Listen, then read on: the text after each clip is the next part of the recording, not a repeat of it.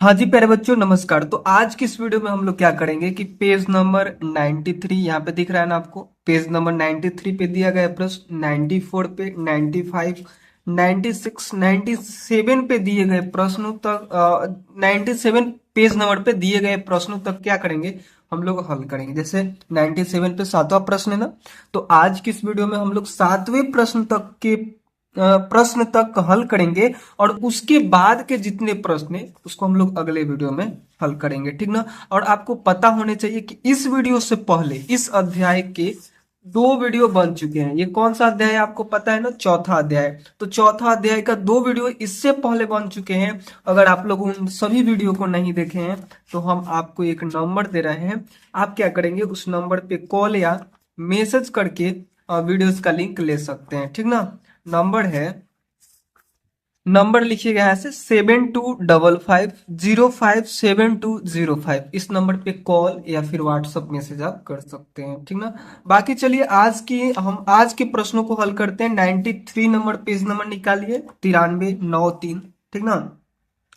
पहला प्रश्न आपसे यहां से पूछा जा रहा है कि दंड आलेख का प्रयोग निम्नलिखित प्रश्नों का उत्तर देने के लिए कीजिए। आप पीछे देखेंगे यहाँ पे दंड आलेख है, इसका उपयोग करना है निम्नलिखित प्रश्नों के उत्तर देने के लिए, ठीक ना। किस मद में, ध्यान दीजिए यहाँ पे, किस मद में इमरान का परिवार सबसे अधिक और सबसे कम व्यय करता है। तो आप देखेंगे सबसे लंबा जो दंड होगा ना, दंड मतलब ये जो लंबा लंबा दिख रहा है ना छड़ी की तरह, डंडा की तरह, ये जिसमें सबसे लंबा होगा ना उस पे ज्यादा खर्च है, और जो सबसे छोटा होगा उस पे कम खर्च है। प्रश्न में भी आपसे यही बात पूछा था। प्रश्न में क्या है कि इमरान का परिवार सबसे अधिक और उससे कम, सबसे कम नहीं उससे कम किस चीज पे व्यय कर रहा है, ठीक ना। तो आप देखेंगे कि सबसे लंबा दंड भोजन का है, यानी सबसे ज्यादा खर्चा वो भोजन पे कर रहा है, और उससे थोड़ा सा कम किस पे कर रहा है, मकान पे कर रहा है। और सबसे कम पूछा जाए ना आपसे तो आप बताएंगे बिजली में, ठीक ना, क्योंकि सबसे छोटा दंड बिजली का है, ठीक ना, बिजली का है, ठीक। तो आप लोग इसके उत्तर में क्या लिखेंगे, लिखिएगा यहाँ पे, हम आपको दिखा दे रहे हैं, हम लिख कर लाए हैं, उसको आप लोग यहाँ से छाप लीजिएगा, ठीक ना। देखिए लिखिएगा, ये हम आपको फोन के स्क्रीन पे भी लगा देंगे जहां से आप एकदम साफ देख सकते हैं। बाकी यहां से भी दिखाई दे रहा होगा तो आप लिख सकते हैं, ठीक ना। क्या लिखिएगा कि इमरान का परिवार सबसे अधिक भोजन पे तथा उससे कम मकान किराए पर क्या करता है, व्यय करता है, यानी खर्च करता है, ठीक ना। और कितना कितना, तो 3400 करता है भोजन पे और 3000 मकान की किराए पे करता है, ठीक ना। तो इस प्रकार से आप लोग इसका हल कर लेंगे। पहला का हो गया ना। उसके आगे देखिए आपसे क्या पूछा जा रहा है, क्या बिजली पर व्यय शिक्षा पर व्यय का आधा है। तो बिजली का व्यय देखिए कितना है, बिजली का व्यय है, इसको आप लोग ऐसे भी कर सकते हैं। देखिए इसके सामने आप जस्ट यहाँ पे आएंगे तो आप देखेंगे कि 400 है, ठीक ना, 400 है। और शिक्षा का देखेंगे तो 800 है। तो बिल्कुल यहाँ पे सही बात है कि बिजली पर व्यय शिक्षा के आधा हो रहा है, ठीक ना। तो आप लोग यहाँ पे क्या लिखेंगे, उत्तर में लिखिएगा कि हाँ, क्योंकि शिक्षा पर व्यय कितना है, 800 है, और उसका आधा 400 होता है जो बिजली पर व्यय के बराबर है, ठीक ना। तो इस प्रकार से आप इसका आंसर कर लीजिएगा। चलिए हम लोग आगे बढ़ते हैं। क्या शिक्षा पर व्यय भोजन पर व्यय का एक चौथाई से कम है। तो इसके उत्तर में आप लोग क्या लिखेंगे, लिखिएगा कि हाँ, भोजन पर व्यय जो है वो 3400 है, 3400 का एक चौथाई होता है 850, 50 होता है, जबकि शिक्षा पर व्यय जो है 800 है, ठीक ना। शिक्षा पर व्यय जो है 800 है, इसीलिए शिक्षा पर व्यय भोजन पर व्यय के एक चौथाई से कम है। एक चौथाई का मतलब समझते हैं कि इसको चार भाग में बांटिए, 3400 को चार भाग में बांटिए तो आपको मिलेगा 850, और उससे भी कम है शिक्षा पर व्यय, मतलब शिक्षा पे खर्च। बात को समझे। चलिए अब हम लोग आगे बढ़ जाते हैं। आइए पता लगाए में, देखिए पहला प्रश्न आपसे क्या पूछा जा रहा है, थोड़ा सा ध्यान से इसको पढ़ लीजिए, समझ लीजिए, उसके बाद इसका हल तो हम लोग कर ही लेंगे, ठीक ना। आइए पता लगाए में, पहला प्रश्न है, समांथा ने एक चाय बागान का भ्रमण किया तथा वहां देखे गए कीट पतंगों के आंकड़े संग्रहित किए। मतलब वहां पे बहुत सारे छोटे छोटे वो जो कीट होते हैं ना, जैसे घुन, सुंडा, इसको सुंडा बोलते हैं, ठीक ना। जैसे आप देखेंगे झिंगुर, तितलियां, और टीडे, ऐसे प्रकार के वहां पे क्या मिले उसको, कीट मिले, तो उसके आंकड़ों को उसने संग्रहित किया। ठीक ना। तो देखिए इस पे आपसे प्रश्न क्या पूछा जा रहा है, यहाँ पे ध्यान दीजिए। कहा जा रहा है कि इन आंकड़ों को दर्शाने के लिए एक दंड आलेख बनाने में उसकी सहायता कीजिए। उसने क्या किया कि घून 6 को देखिए, झांझा 10 देखिए, झिंगुर 5 देखिए, तितली 3 देखिए, और टीडा जो है उसको 2 देखिए। तो चाह रही है ना कि इसको हम क्या करें, दंड आलेख के द्वारा दिखाएं। जैसे यहाँ पे बनाए गए हैं दंड आलेख है, ठीक ना। दंड, इसको डंडा की तरह लंबा लंबा खड़ा है ना, इसे दंड आलेख बोलते हैं। डंडा दिख रहा है, दंड आलेख है। तो वैसा ही आपको यहाँ पे बनाना है, तो इसकी हम लोग को सहायता करना है। तो कैसे आप लोग सहायता करेंगे, देखिए आप लोग ऐसे कर लेंगे। सबसे पहले आपको एक ऊपर ऐसे लाइन खींचना है, और एक ऐसे आपको लाइन खींचना है, और यहाँ पे 0 ले लेना है। इतना कर लीजिएगा ना आप, बिल्कुल कर लीजिएगा। उसके बाद देखिए, अब हम देखिए यहाँ पे क्या लिखे हैं, 2 लिखे हैं। 0 से स्टार्ट किए तो 2 लिखे, 2 के बाद 4, 4 के बाद 6, 6 के बाद 8, और 8 के बाद 10। आप इन नंबरों को चेंज करके भी लिख सकते हैं। आप चाहें तो यहाँ पे 2 के बाद 1, 1 के बाद 2, 2 के बाद 3, ऐसे करके भी लिख सकते हैं। बस आपको ध्यान यही देना है कि जिस संख्या को आपने यहाँ पे लिख दिया, उसी संख्या को दोहराते हुए आपको जाना है। जैसे देखिए 2 है ना, तो 2 दूनी के 4, फिर 4 में हमने 2 जोड़ा 6, फिर 6 में हमने 2 जोड़ा, ऐसे करके हमने लिखा है।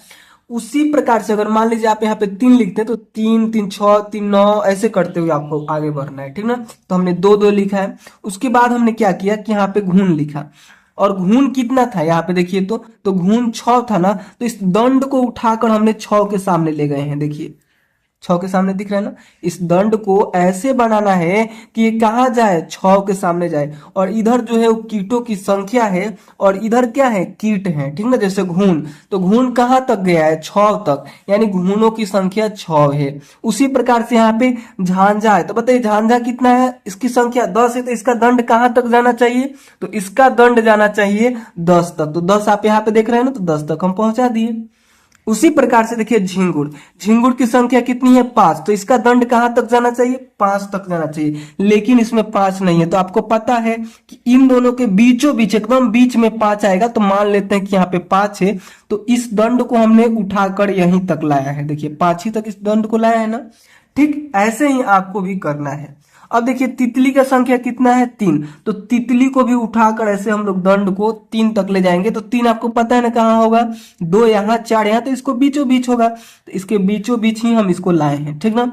उसी प्रकार से देखेंगे टीडा, टीडा का कितना है, तो इसका है 2, तो हम लोग क्या करेंगे कि यहाँ पे 2 तक इसके दंड को लाएंगे, ठीक ना। बिल्कुल आपको सेम ऐसे ही बना लेना अपने कॉपी में। चलिए हम आगे बढ़ जाते हैं। इस प्रश्न में बस यही आपसे पूछा गया था। चलिए आगे बढ़िए। आगे देखिए आपसे पूछा जा रहा है कि पूजा ने 2 घंटे की अवधि के दौरान भोपाल रेलवे स्टेशन पर मध्य प्रदेश के कुछ भिन्न शहरों के लिए बेचे गए टिकटों की संख्याओं के आंकड़े संग्रहित करती है।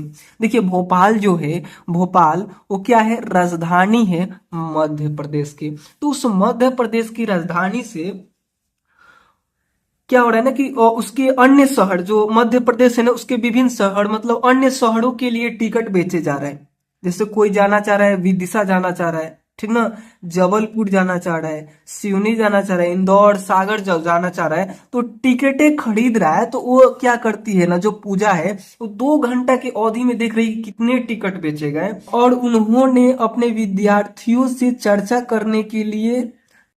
करने के लिए इन आंकड़ों का बोर्ड पर एक दंड आलेख तैयार किया, परंतु इस आलेख का कुछ भाग किसी ने मिटा दिया, ठीक ना। देखेंगे आप यहाँ पे वो दंड आलेख खींचा गया है, जैसे हमने उस किट के लिए खींचा था ना, बिल्कुल वैसे ही यहाँ पे खींचा गया है।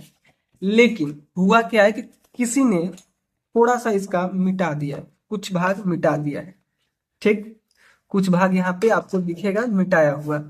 तो देखिए प्रश्न अब आपसे क्या पूछा जा रहा है कि दंड के ऊपर विदिशा के लिए बेचे गए टिकटों की संख्या लिखिए। तो विदिशा आपको यहाँ पे दिख रहा है ना, तो विदिशा के लिए कितना टिकट बेचा गया था आपको पता है, तो आपको नहीं पता है तो पेज को ऐसे पलटेंगे और यहाँ पे देखेंगे 24। तो इसके ऊपर आप लोग लिख देंगे, क्या लिख देंगे, तो इसके ऊपर आप लोग लिख देंगे 24। आगे देखिए, ए वाले आप हल कर दिए। बी में देखिए, दंड के ऊपर जबलपुर के लिए बेचे गए टिकटों की संख्या को लिखिए। जबलपुर आपको यहाँ दिख रहा है, तो कितना टिकट बेचा गया है, तो आप देखेंगे 20 टिकट बेचा गया है। तो इसके ऊपर आप लोग को यहाँ पे 20 लिख देना है, बिल्कुल आसान है। चलिए आगे देखिए, सी पे देखिए, सी पे ध्यान दीजिए, लिखा है कि विदिशा का दंड 6 इकाई लंबाइयों तक है तथा जबलपुर का दंड 5 इकाई लंबाइयों तक है। इस आलेख के लिए पैमाना यानी स्केल क्या है, ठीक ना। तो आप देखेंगे यहाँ पे तो सबको पता है नीचे जीरो होता है, जीरो होता है ना।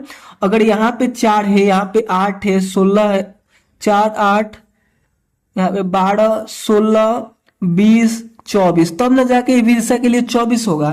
तो यहाँ पे पैमाना क्या हो गया, पैमाना यानी स्केल कितना हो गया, तो 4 हो गया, ठीक ना। इसके आंसर में आपको क्या लिखना है प्यारे बच्चों, लिखिएगा इसके आंसर में आप लोग क्या लिखिएगा, ऐसे लिखिएगा पैमाना,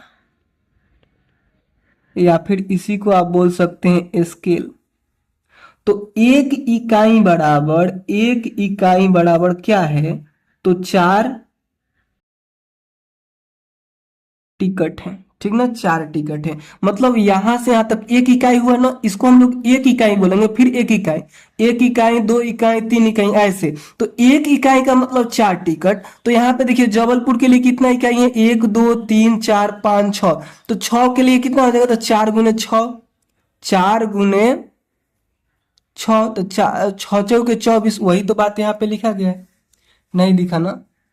हमने यहाँ पे बताया कि 1 इकाई का मतलब 4, यानी यहाँ पे 0, उसके बाद यहाँ पे 1 इकाई हो गया तो 4 हो गया, फिर 2 इकाई होगा तो कितना हो जाएगा, 8 हो जाएगा। तो जबलपुर के लिए कितना इकाई है, 1 2 3 4 5 6, 6 इकाई तक ये लंबा हुए है।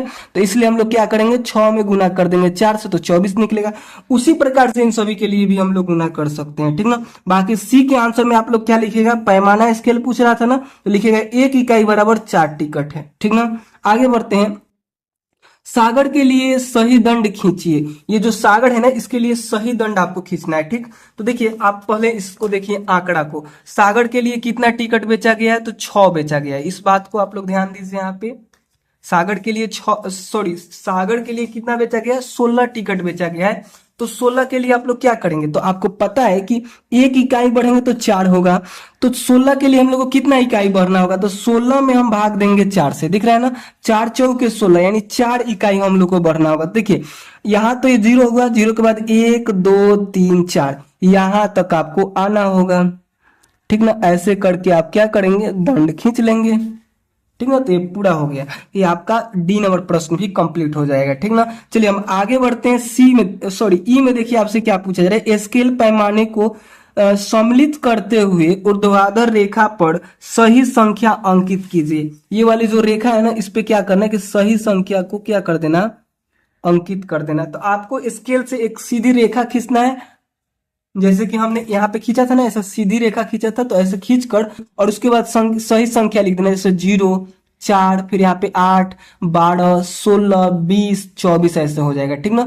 24 के बाद फिर 4 जोड़ दिए तो 28 हो जाएगा यहाँ पे, ठीक ना। तो इस प्रकार से आप क्या करेंगे, ई को भी कंप्लीट कर सकते हैं, यही बात आपसे पूछा भी गया था। चलिए आगे बढ़ते हैं, अगला प्रश्न को देखिए, यहाँ पे एफ नंबर में क्या ये दिखा था ना आपको, ऐसे आप लोग कर लेंगे ना, 0 4 8 12 16 20 24 और यहाँ पे 28 करेंगे, ये हो जाएगा, ई नंबर प्रश्न कंप्लीट हो जाएगा। एफ पर ध्यान दीजिए, एफ नंबर में देखिए आपसे क्या पूछा जा रहा है, क्या आलेख में सिवनी और इंदौर के लिए खींचे गए दंड सही है, यदि नहीं तो दंड खींचिए।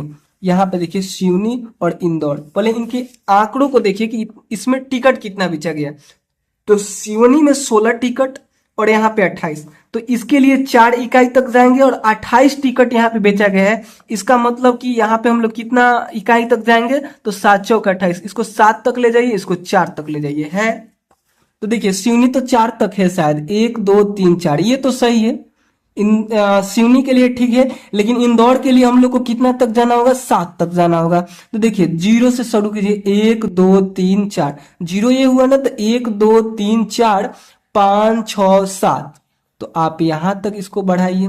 थोड़ा सा आप लोग अच्छा से कीजिएगा, हम फास्ट कर रहे हैं इसीलिए सही नहीं हो रहा है, ठीक ना।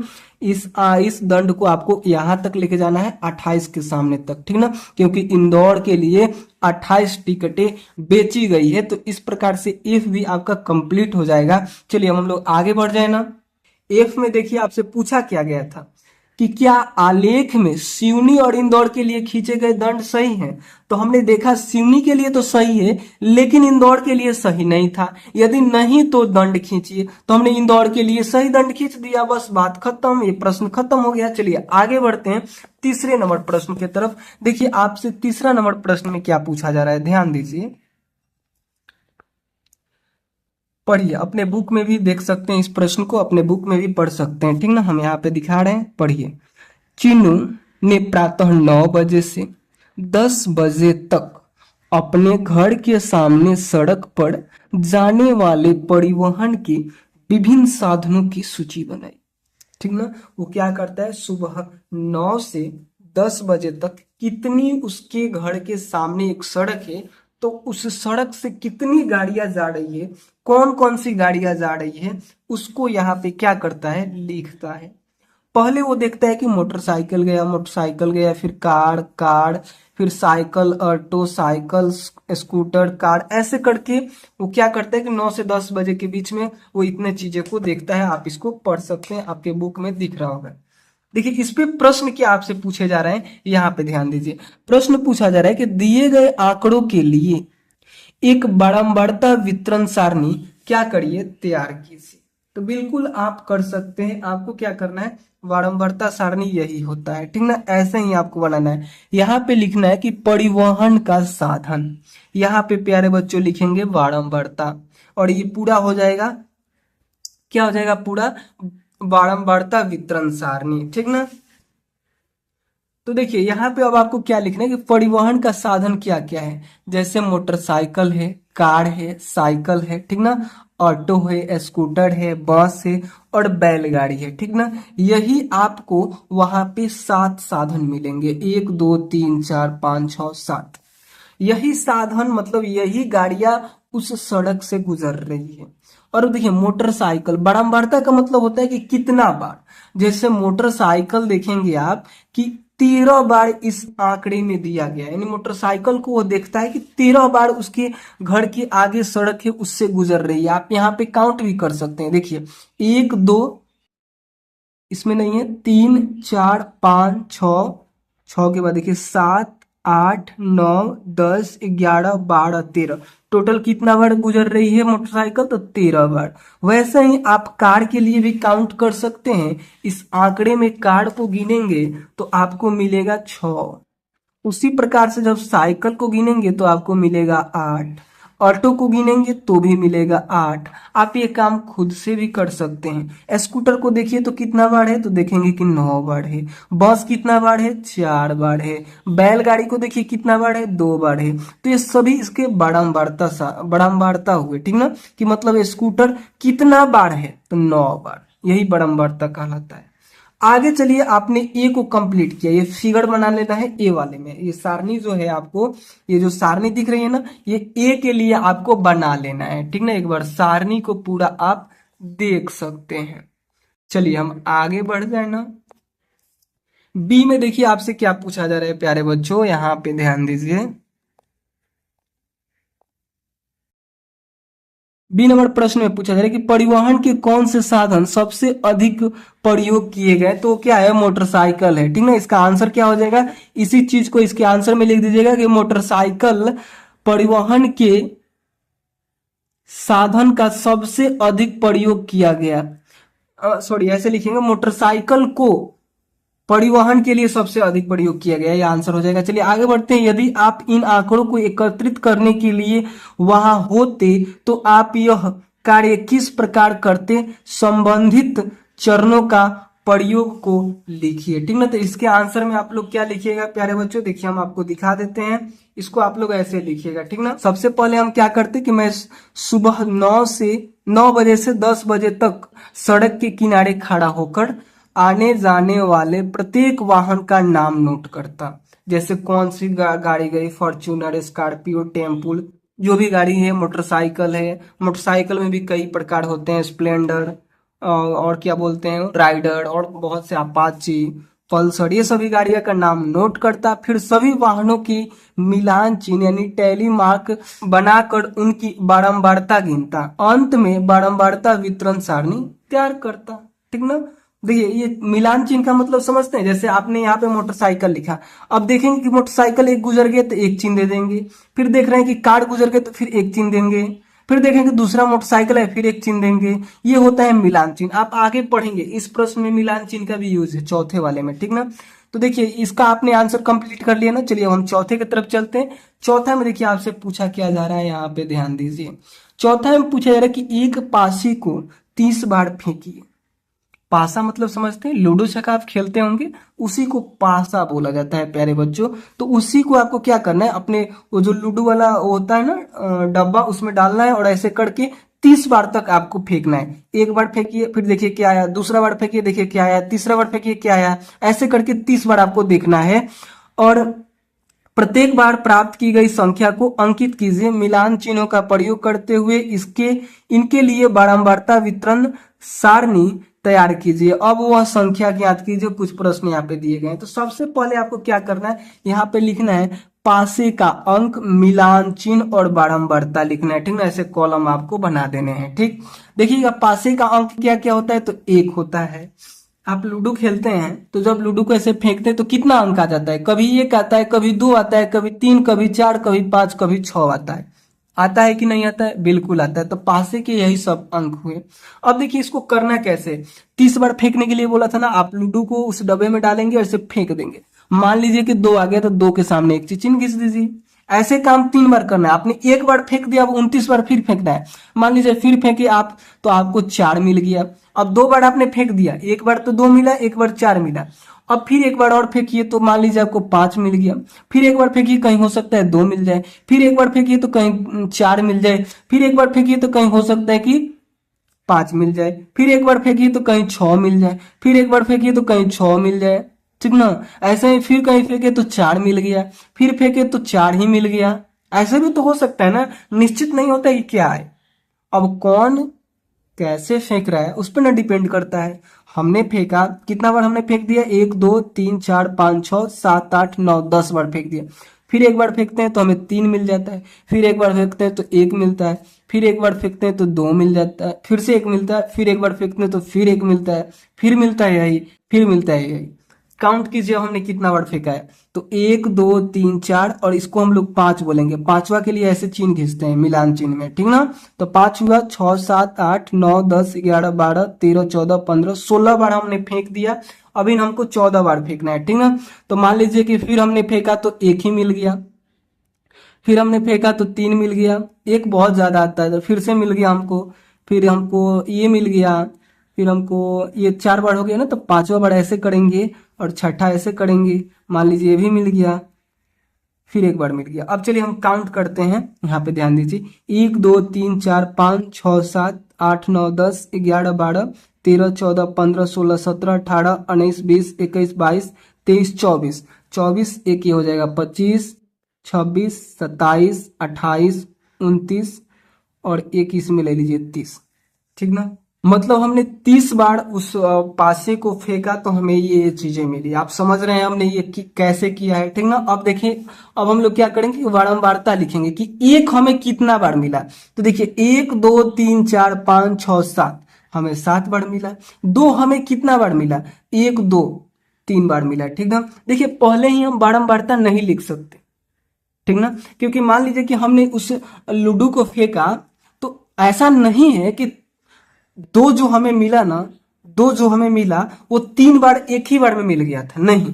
पहले एक बार मिला तो हमने एक चिन्ह खींचा, फिर दूसरा बार मिला, फिर तीसरा बार मिला, तब जाके टोटल 3 हो रहे हैं। नहीं तो अगर हम मान लीजिए कि हमने उसको फेंका था तो एक हमें मिल गया था, मान लीजिए हमें एक मिल गया था, तो फिर हम क्या करेंगे, फिर फेंके तो फिर देखें कि फिर एक मिला, तो हम क्या करेंगे, मिटा कर यहाँ पे 2 लिखेंगे। और फिर हमने फेंका तो फिर हमको 3 मिल गया, तो फिर मिटा के 3 लिखेंगे।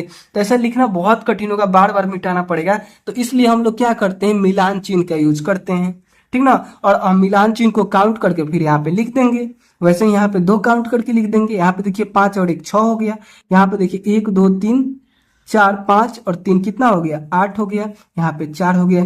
इन सभी को जब आप जोड़िएगा तो यहाँ पे आपको 30 ही मिलेगा। ठीक, तो जब आप इतना काम कर लेंगे तो आपका यहां तक कंप्लीट हुआ। अब देखिए ए बी सी, यहाँ पे क्या आपसे पूछा जा रहा है इस पे ध्यान दीजिए।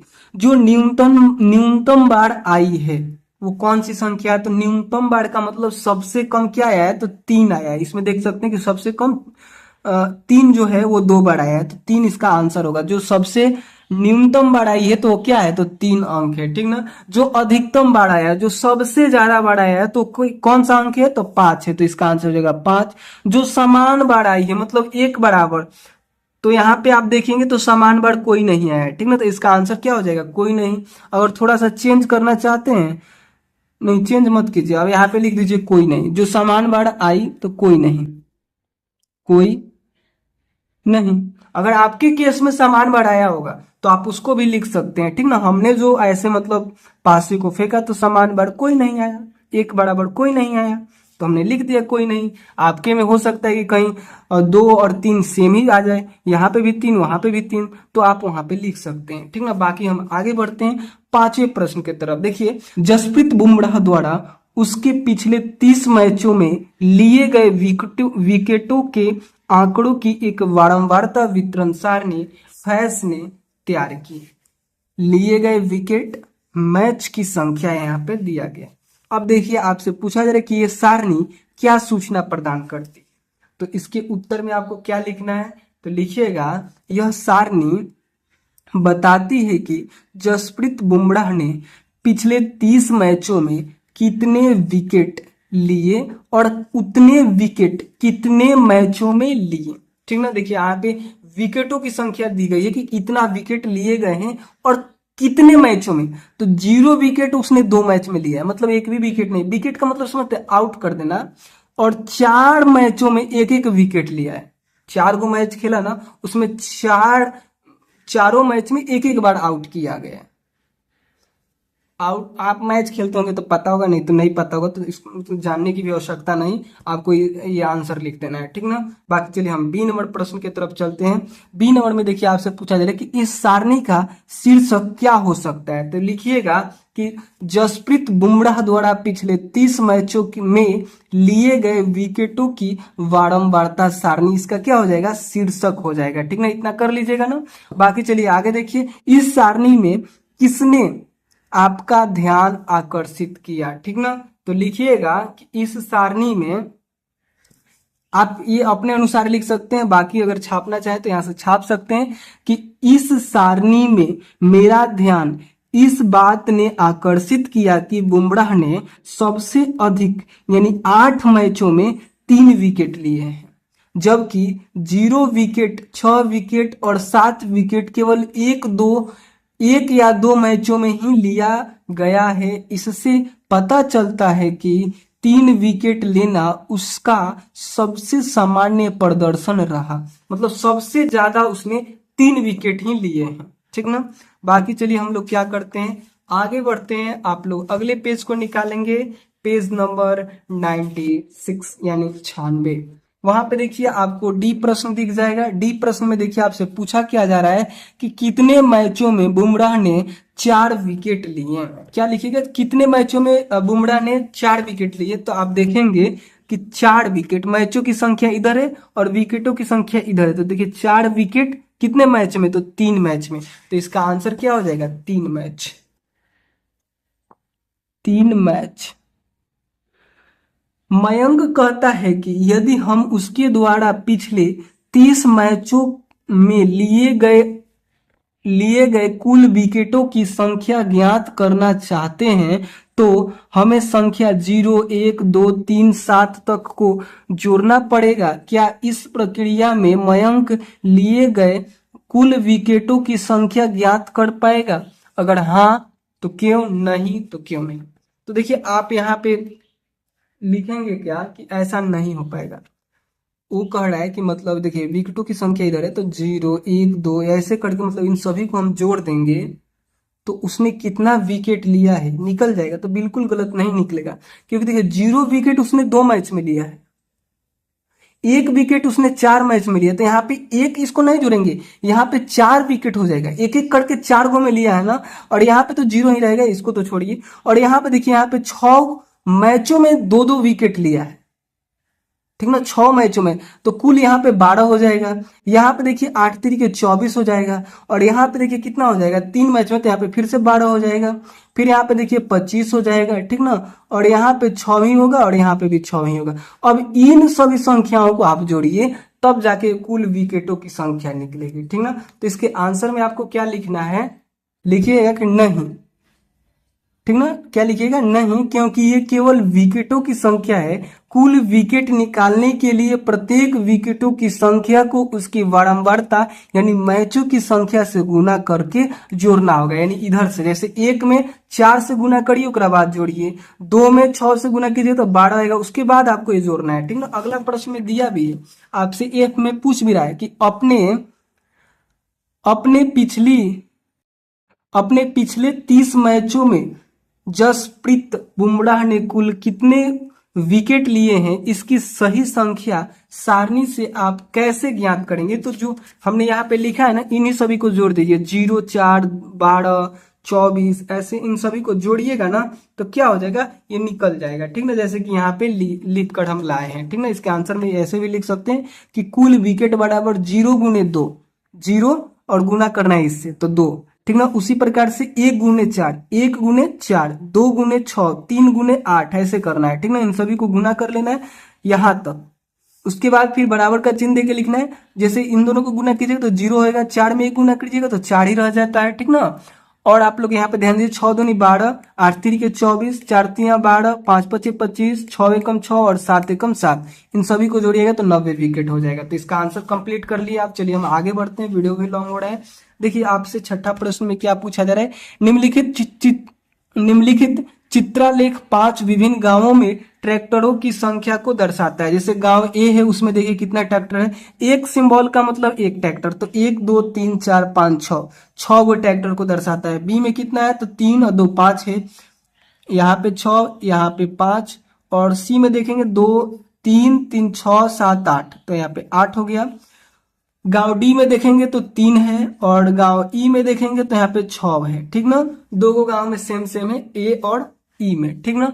अब देखिए इस पे आधारित प्रश्न है, इस चित्रालेख को देखिए तथा निम्नलिखित प्रश्नों के लिए उत्तर दीजिए। यहाँ पे देखिए ए में आपसे क्या पूछा जा रहा है, किस गांव में न्यूनतम संख्या में ट्रैक्टर है। तो आप देखेंगे गांव डी है जिसमें न्यूनतम यानी सबसे कम है, तो इसका आंसर क्या हो जाएगा, डी हो जाएगा, ठीक ना। किस गांव में अधिकतम संख्या में ट्रैक्टर है, तो इसका आंसर क्या हो जाएगा, 8 यहाँ पे आपको दिख रहा है ना, तो गांव सी हो जाएगा। लिखिएगा गांव सी में अधिकतम संख्या में ट्रैक्टर है, गांव सी में अधिकतम, सॉरी यहाँ पे डी लिख दिया ना, सी होना चाहिए, सी यहाँ पे लिखिएगा, इसे मिटा दीजिए। बाकी चलिए हम आगे बढ़ते हैं। सी नंबर में देखिए क्या पूछा रहा है, गांव बी की तुलना में गांव सी में कितने ट्रैक्टर अधिक हैं। तो बी को देखिए यहाँ पे कितना है, 1 2 3 4 5 है, और गांव सी को देखिए कितना है, गांव बी की तुलना में गांव सी में कितने अधिक ट्रैक्टर हैं। तो आप गांव सी में देखेंगे तो कितना ट्रैक्टर है, 1 2 3 4 5 6 7 8, तो किस इसमें कितना अधिक है, इसमें 5 है, इसमें 8 है, तो 3 अधिक है, तो यहाँ पे लिखेंगे 3 अधिक है,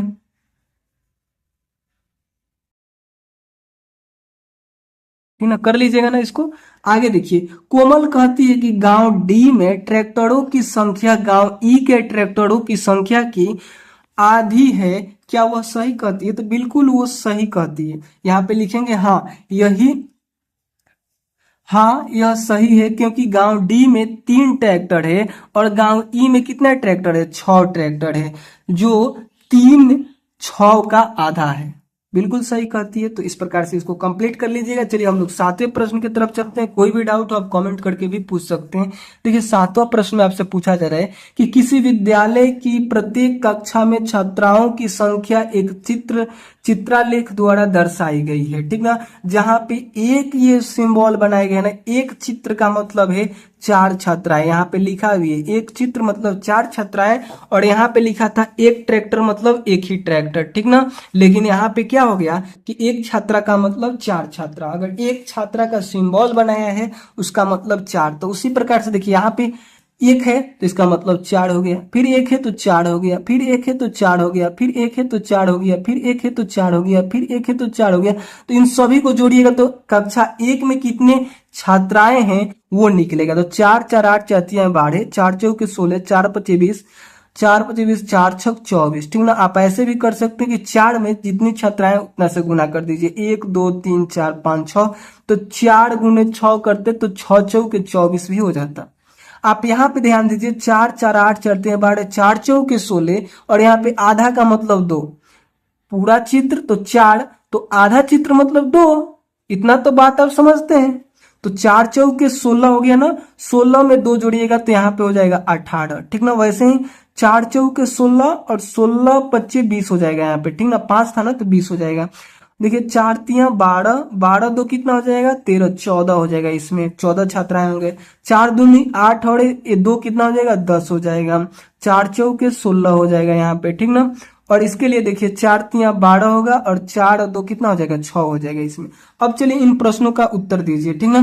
किस कक्षा में छात्राओं की संख्या न्यूनतम है, सबसे कम देखिए तो किस में है, तो आप देखेंगे कि इसमें है, यानी कक्षा 8 में सबसे कम छात्राएं हैं, ठीक ना। तो यहाँ पे लिखिएगा कक्षा 8 हो जाएगा, इसका आंसर कक्षा 8 होगा। कक्षा 5 और 6 की छात्राओं की संख्या के बीच का अंतर बताइए, ठीक ना। आपको क्या करना है कि कक्षा 5 को लेना है, ठीक ना। तो कक्षा 5 में कितनी छात्राएं हैं तो 10 है, ठीक ना। और कक्षा 6 में कितनी छात्राएं हैं तो 16 है, तो 16 में से 10 को घटा दीजिएगा आप तो कितना मिलेगा 6, तो इसका अंतर क्या हो जाएगा 6 हो जाएगा, ठीक ना। इसके दोनों के बीच का अंतर हो गया 6 हो गया, ठीक। आगे बढ़ते हैं, देखिए सी में आपसे क्या पूछा जा रहा है, यदि कक्षा 2 में 2 और छात्राओं को प्रवेश मिला तो आलेख में किस प्रकार का परिवर्तन होगा, ठीक ना। तो देखिए कक्षा कौन सा 2, तो कक्षा 2 में अगर 2 छात्रा आती है तो ये आधा फिगर है तो पूरा फिगर हो जाएगा, ये पूरा ऐसे बन जाएगा, ठीक ना। यही इसमें क्या होगा चेंज होगा। इसके लिए आप लोग ऐसे भी लिख सकते हैं कि कक्षा 2 में पहले 18 छात्रा हैं, पहले 18 छात्रा, जो कि हमने यहाँ पे लिखा भी था काउंट करके, उस बात को लिखेंगे। यदि कक्षा 2 में 2 और छात्राओं को प्रवेश मिल जाता है तो छात्राओं की कुल संख्या कितनी हो जाएगी 20 हो जाती है। इसीलिए चित्रलेख में, यहाँ पे चित्रा होना चाहिए, चित्रा कर दीजिएगा, चित्रालेख में पहले 4 गो पूरा चित्र था और 1/2 कहने का मतलब 4 पूर्णांक 1/2 कहने का मतलब 4 गो पूरा चित्र और 1 गो का आधा चित्र था। देखिए यहाँ पे देखेंगे आप ध्यान से, तो 1 2 3 4, 4 गो लड़की का पूरा चित्र था और 1 गो का क्या था आधा था, 1/2 मतलब 1 को आधा कर दीजिए, तो वो बात यहाँ पे लिखा है कि चित्र के स्थान पर पूरा 5 चित्र बन जाएगा, ठीक ना। अब क्या होगा 2 वो ऐड होगी तो ये पूरा चित्र कंप्लीट हो जाएगा, ठीक ना। अर्थात कक्षा 2 में चित्रालेख में आधा चित्र हटाकर एक पूरा चित्र दिखाया जाता, ठीक ना। अगर इस कक्षा में 2 लड़की और ऐड हो जाती तो क्या होता कि कक्षा 2 के चित्रालेख में आधा चित्र हटाकर एक पूरा चित्र दिखाया जाता, ठीक ना। तो इतना बात आप समझ गए ना, तो इसी चीज को आप लोग लिख लेंगे, कोई डाउट नहीं होना चाहिए। कोई भी डाउट हो आप कमेंट करेंगे, हमको लग रहा है कि थोड़ा सा इसी में आपको डाउट होगा तो जरूर आप कमेंट करेंगे, हम अपने तरफ से पूरी कोशिश किए कि आपको समझ में आ जाए। बाकी फिर भी नहीं आया हो तो आप कमेंट कर सकते हैं। कक्षा 7 में कितनी छात्राएं हैं, तो देखिएगा कक्षा 7 में कितनी छात्राएं हैं 12 छात्राएं हैं, तो यहाँ पे लिखिएगा कक्षा 7 में 12 छात्राएं हैं, ठीक ना। कक्षा 7 में कितनी की जगह लिखिएगा 12 छात्राएं और क्वेश्चन मार्क की जगह फुल स्टॉप लगा दीजिएगा। तो इस प्रकार से हमने पेज नंबर 97 तक कंप्लीट किया, जो कि हमने आज बोला था कि इतना ही वीडियो, इस वीडियो में हम लोग इतना ही कंप्लीट करेंगे, बाकी के आगे के प्रश्नों को हम लोग अगले वीडियो में हल करेंगे, ठीक ना। बाकी ये वीडियो कैसा लगा, अच्छा लगा तो लाइक कीजिएगा, चैनल पे नए होंगे तो चैनल को सब्सक्राइब कर लीजिएगा।